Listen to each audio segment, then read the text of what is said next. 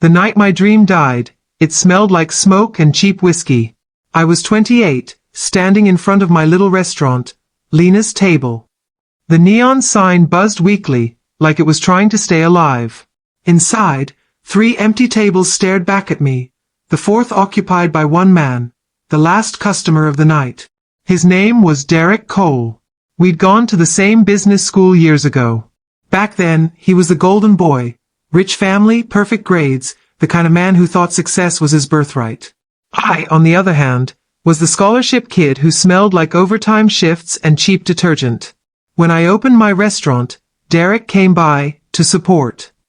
But his version of support was mockery wrapped in a smile. He raised his glass that night and said loudly, "So this is it, huh? The big dream?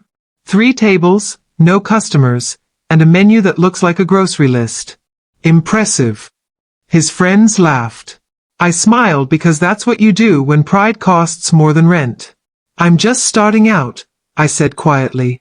He leaned back in his chair, smirking. "Lena, you always had potential. You just aimed too low.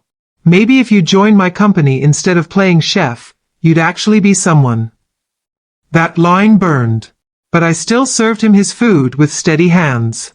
He took one bite, pretended to gag, and laughed again. "Guess you're better at dreams than dinner." That was the night I nearly gave up. After closing, I sat on the kitchen floor, the smell of garlic and failure mixing in the air. Bills piled on the counter. Rent overdue. My chef had quit 2 days earlier. The world said I was foolish to open a restaurant in a dying neighborhood. And maybe they were right. But as I stared at Derek's half-eaten plate in the trash, something hardened inside me. If the world didn't want to taste my food, I'd make something it couldn't ignore. I didn't know it yet, but that night, that humiliation, would become the recipe for everything that followed. The next morning, I didn't cry. I scrubbed the floors, rewrote the menu, and lit a single candle in the window. Not for the customers. For me. To remind myself that even the smallest flame can survive the dark if it refuses to go out. The next few weeks were brutal. Most nights, I sat alone after closing, counting the tips, barely enough for groceries, definitely not enough for rent. But even when hope started tasting like metal, I refused to stop cooking. One evening, an old woman wandered into the restaurant just before closing. She wore a shawl that looked older than me and carried a quiet, weathered grace. "Are you still open?" she asked softly. I forced a smile. "For you, yes." She ordered soup, the cheapest thing on the menu, and sat in silence while I served her. When I brought the bowl, she looked up and said, "You cooked this yourself?" "Yes." She took one sip, then another, and finally smiled. "You cook with emotion. But your food tastes lonely." Her words hit me harder than Derek's insults ever did. Lonely. Because it was true. I was cooking to survive, not to share. Before leaving, she placed a folded napkin on the table. "When you're ready to make people feel again, not just eat, come see me." Inside the napkin was a business card. Rosa Marin, culinary consultant, Soulfire Kitchens. I had no idea who she was. But the name stuck in my head all night. 2 days later, curiosity got the better of me. I looked her up online. Turns out, Rosa had once been a Michelin star chef, retired after losing her husband and closing her restaurant. She now trained young chefs to cook with purpose. Something about that line made my chest ache. The next morning, I took a bus across town and found her in a small kitchen studio. She smiled when she saw me. "You came," she said. "I don't know why," I admitted. "But I think I need to learn what you meant by lonely food." She nodded. "Then start by cooking for someone other than yourself." So I did. Rosa trained me not just to cook, but to understand flavor as emotion. She made me write stories behind dishes, connect ingredients to memories, treat the plate as a confession, not a transaction. Under her guidance, everything changed. I rebuilt my restaurant. Small, but intimate. Each dish had a story. Every meal carried a piece of my past. I added one new section to the menu. Dishes of redemption. Meals inspired by failure, heartbreak, and hope. When I reopened Lena's table, people came, slowly at first, then in crowds. Food bloggers started writing about the little restaurant with the dishes that make you cry. Reviews poured in. Bookings filled up. And one evening, Rosa said something I'll never forget. "You found your flavor," she whispered. "Now build your empire before the world forgets again." So I did. Within a year, I opened a second branch downtown. By year 2, investors called. And by year 3, Lena's Table became a national name. But no amount of awards or fame compared to the day a familiar name appeared in my inbox. Subject: Job application. Derek Cole. I stared at the screen, my heart pounding. The man who once mocked my dream was now begging to work under it. I didn't reply right away. I just smiled, the kind of quiet, patient smile you give to karma when it finally cooks something right. The email from Derek sat in my inbox for 2 days before I opened it. Every time I hovered over it, my fingers trembled, not with fear, but disbelief. Dear Ms. Lena Carter, I've recently left my corporate position and am seeking management roles in the hospitality sector. I've followed your brand's incredible growth and would be honored to join your team. Best, Derek Cole. I read it twice, then again. The same man who once told me to aim higher was now asking to work under me.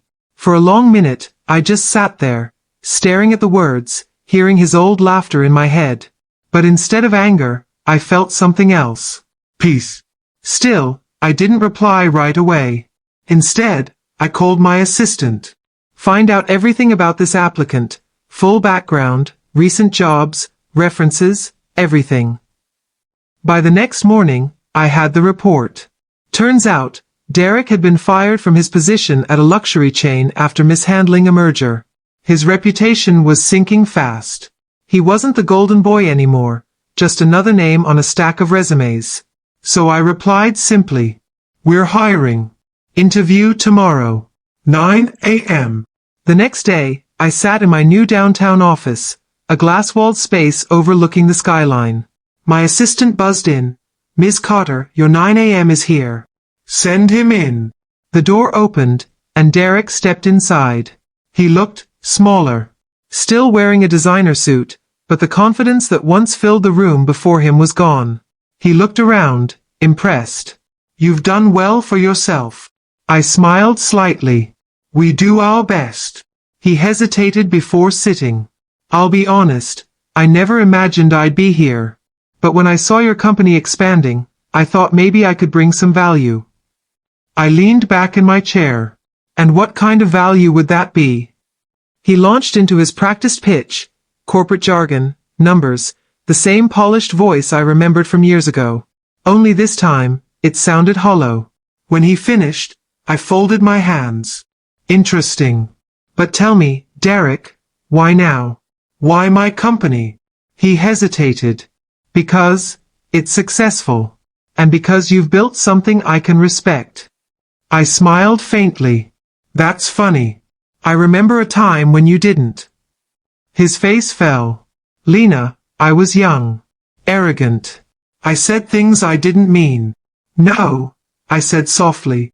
"You meant them. And that's okay. Because I believed them, for a while. But now, I don't need an apology. I just need good work." He looked relieved. "So, I'm hired." I stood up, walking around the desk. "On one condition. You start at the floor level. Shift supervisor. No title. No perks. You'll learn from the people who built what you once laughed at." His jaw tightened. "That's a demotion." I met his eyes. "No, Derek. It's a lesson." He swallowed hard, then nodded slowly. "I'll take it." And that's when I knew, the same man who mocked me years ago was now standing where I once stood. Starting from the bottom. Learning humility, one shift at a time. Over the next few weeks, I watched him quietly. He worked hard, too hard, almost desperate to prove himself.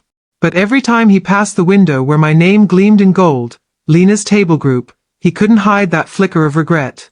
And sometimes when the kitchen was quiet, I'd hear his voice, softer now, telling new staff, "Trust me, never underestimate the person cleaning your table today. They might own the building tomorrow." That's when I realized, revenge wasn't loud. It was poetic. 3 months later, my restaurant group was hosting its biggest night yet, the annual investors' dinner. Reporters, food critics, celebrity chefs, everyone who once ignored my existence was now desperate for a seat at my table. And right there in the middle of it all, was Derek Cole, my shift supervisor, pouring champagne. He looked uncomfortable in the crisp white uniform. He had always loved attention, but tonight, he was invisible, one of the dozens of servers working under the same roof he once mocked. I noticed the stiffness in his smile each time a guest called my name with admiration. Halfway through the evening, one of my partners, a charming, gray-haired investor named Samuel, leaned toward me. "Lena, your journey is remarkable," he said into the microphone. "From a small diner on Eastwood Avenue to a nationwide brand, you've shown what resilience truly looks like." Applause filled the hall. Camera flashes painted the room gold. And then Samuel added, "To celebrate, we'd like to thank the people who helped make this vision possible, especially those who believed even when others didn't." The words echoed through me, because I remembered exactly who didn't believe. I stood, microphone in hand, calm and smiling. "Thank you, Samuel. But I think there's someone else who deserves a little recognition tonight." The room fell quiet. I scanned the staff line, and locked eyes with Derek. "Years ago," I began, my voice steady, "someone told me I wasn't built for success. That I should aim lower. That dreams are better kept small." Gasps murmured across the tables. Derek's face drained of color. "But," I continued softly, "it's funny how life works. Because sometimes the very words meant to break you become the recipe for your comeback." The audience applauded again, unaware of the full story. But Derek knew. Every syllable hit him like a heartbeat. Later, after the speeches, I walked into the staff hallway. He was waiting there, holding a tray, his hands shaking slightly. "Lena," he said quietly, "you didn't have to." I cut him off gently. "I didn't name you, Derek. I just told the truth." He looked down. "I deserved worse." "No," I said. "You deserved a chance to see what belief looks like." He looked up, eyes glossy. "For what it's worth, I'm proud of you. Really." I smiled faintly. "Thank you. And for what it's worth, I forgive you."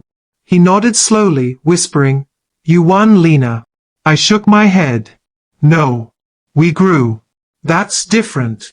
As I walked back toward the main hall, I heard him exhale, long, unsteady, almost relieved. And in that moment, I realized, forgiveness wasn't weakness.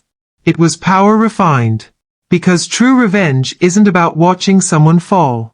It's about rising so high, they have to look up to find the person they once loved.